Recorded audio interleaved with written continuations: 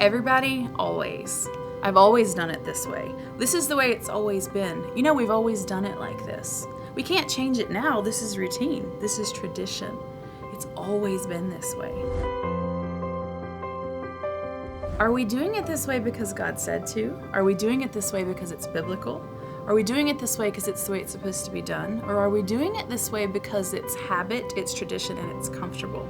Today I want to talk to you a little bit about the comparison game, about why we do things the way we do and how we think about ourselves and our routines and our processes compared to others and compared to the Bible. Lately, I've been thinking a lot about comparisons. I was at an event with a good friend of mine who is an amazing worship leader in her own right. She's incredibly talented, a wonderful teacher. She's so gifted. And she and I were watching this other worship leader, and she said, "Oh my gosh, listen to his voice, how clear and strong it is. I want to sing like that." And then I said, "Oh my gosh, me too, if only I could sing like this." And then he started teaching, and we were both just like texting each other. We were so into the way he was teaching, and I said, "Forget singing, I want to teach like this. I want to understand God with this amount of revelation. I want to have the gift that he has." And she said, "Oh my gosh, me too, if only I could be like this." And I went home that night and I started thinking, oh my gosh, God, I am so sorry. I am so caught up in the gifting that you gave him that I've missed what you called me to do. And if this woman, who is literally the most talented worship leader I think I've ever encountered, is comparing herself to this other person, does it ever stop? Will I ever reach this level of I've made it, I don't have to compare myself to everyone else anymore? I don't have to do it the way that everyone else does it? And I realized I don't think it does. I think as long as my eyes are on him or her or them or what everyone else is doing, I will never be what you've called me to be, because I'm so busy looking at everyone else and everything else.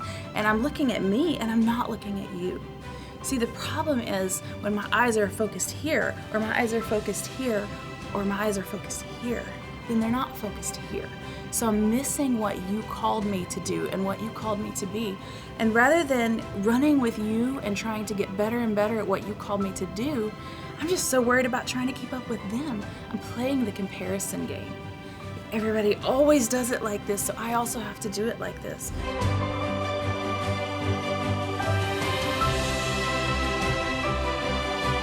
What have you said to me? What giftings have you put in me? What things have you told me to do?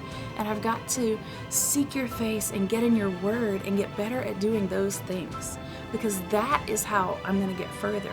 And really, truly, the things that I'm admiring in that worship leader or that teacher, it's not the things that they're doing. It's the way they're doing it. It is the level of excellence that they're operating in that I'm actually drawn to.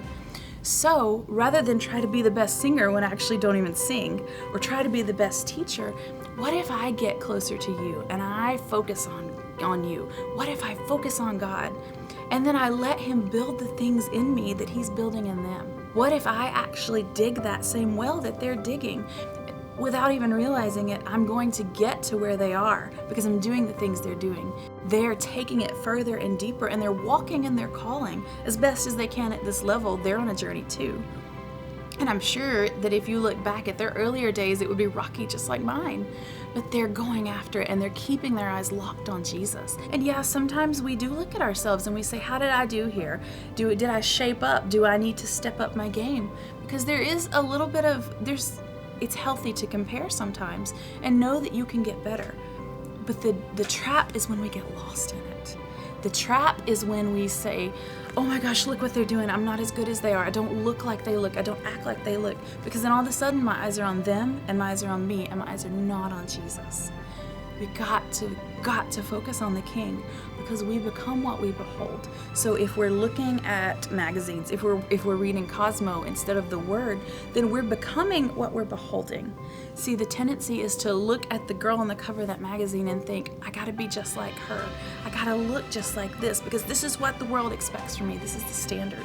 Or maybe it's, look at this other mom who's a homeschool mom and she has all these children and she's got it together and I don't, I'm failing. It's so important that we behold God, that we behold the Word of God, and that we focus on what He says about us. Look at what He says in the Psalms. He says, The king is enthralled by my beauty. Honor him, for he is your Lord.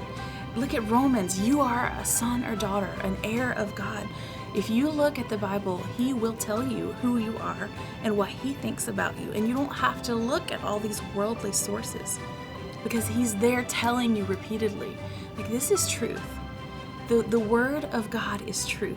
And that is where we get our identity. And once we're secure in who we are, in his identity, then we can go further and deeper and grow in our giftings and our talents. And we don't have to say, everybody always, I always, it's always. It's Jesus always. It's God always. Jesus says this. God always says this. God always does that.